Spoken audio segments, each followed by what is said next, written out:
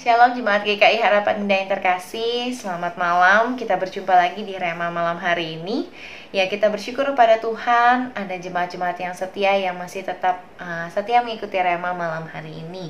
Dan pada malam hari ini kita akan sama-sama merenungkan satu bagian firman Tuhan yang akan saya bacakan bagi setiap kita, yang terambil dari Yesaya pasal 42 ayat yang ke-6. Yesaya 42 ayat yang ke-6 akan saya bacakan. Aku ini Tuhan telah memanggil engkau untuk maksud penyelamatan, telah memegang tanganmu. Aku telah membentuk engkau dan beri engkau menjadi perjanjian bagi umat manusia, menjadi terang bagi bangsa-bangsa.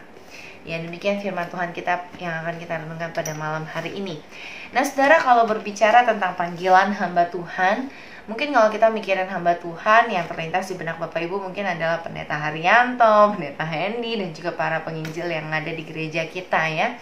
Ya saudara, secara profesi memang kami adalah para hamba Tuhan yang melayani di GKI Harapan Indah. Dan mungkin saudara juga berpikir hamba Tuhan itu adalah orang-orang yang belajar Alkitab gitu, yang baca Alkitab, yang mendalami Alkitab, atau yang baca buku-buku teologi yang tebal-tebal dan sebagainya ya, atau mereka yang melayani sebagai diaken, penatua. Nah saudara, sebenarnya hamba Tuhan itu panggilan yang bisa disebut kepada siapa aja sih. Nah saudara, dalam Yesaya 42 ayat 6 tadi kita bisa melihat bahwa Yesaya merujukkan hamba Tuhan ini kepada Mesias.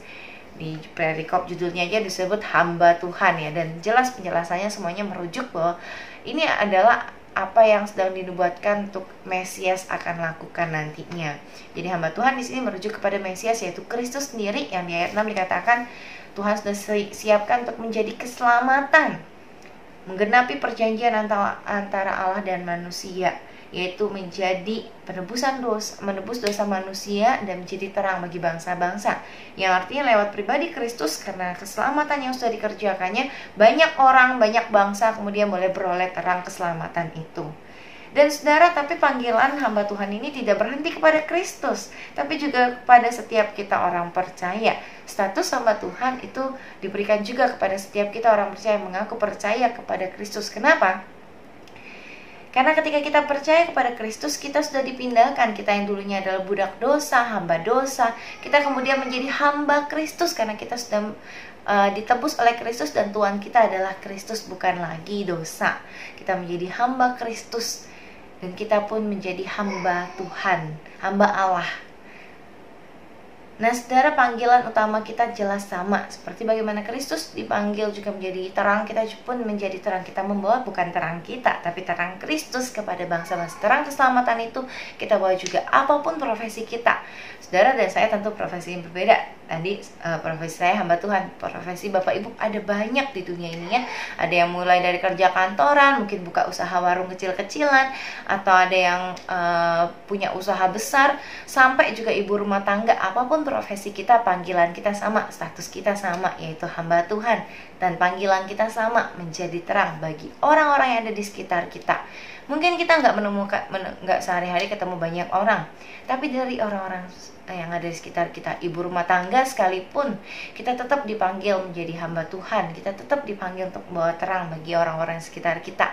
Bagaimana orang-orang yang ada di rumah kita yang kita layani bisa melihat ada terang Kristus, ada kasih Kristus dalam diri kita. Bagaimana mungkin tukang sayur, tukang roti, tukang sampah yang kita temui hari-hari juga bisa melihat ada kasih Kristus dalam diri kita. Dari raut wajah kita kelihatan loh ya, orang yang raut wajahnya berantakan, kusut, ngedumel seharian, sama orang yang punya damai sejahtera Kristus, yang bisa ramah, yang bisa senyum. Kita mungkin jangan bayangin jadi hamba Tuhan tuh tugasnya besar, berat ya, lalu harus memberitakan firman ke sana sini dengan gaya bahasa yang formal. Bukan seperti itu saudara. Panggilan kita dimulai dari bagaimana keberadaan kita bisa jadi berkat bagi orang-orang di sekitar kita. Jangan remehkan sebuah senyuman. Mungkin satu senyuman kita bisa jadi berkat bagi orang sekitar kita, membawa damai, membawa terang bagi orang-orang di sekitar kita. Ya, mari kita kembali ingat status utama kita. Profesi kita boleh berbeda, tapi status utama kita jelas, yaitu sebagai hamba Tuhan yang dipanggil menjadi berkat bagi bangsa-bangsa. Mari kita satu di dalam doa.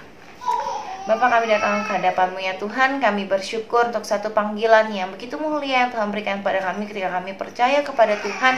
kami diberikan status sebagai hamba Allah yang melayani Tuhan, yang boleh menjadi berkat bagi orang-orang di sekitar kami.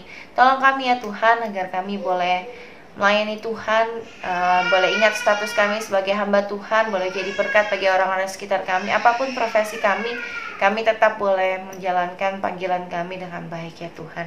Tolong setiap kami juga ya Bapak, agar di tengah-tengah kondisi COVID-19 ini ada satu peranan-peranan tertentu yang bisa kami pegang, yang boleh jadi berkat bagi sesama kami, membawa harapan bagi orang-orang yang sedang putus asa, juga memberikan semangat bagi saudara kami yang dalam pergumulan. Tolong kami ya Bapak, boleh mengambil peranan kecil untuk boleh menstop penyebaran COVID-19 ini. Di dalam nama Tuhan Yesus Kristus kami berdoa. Amin.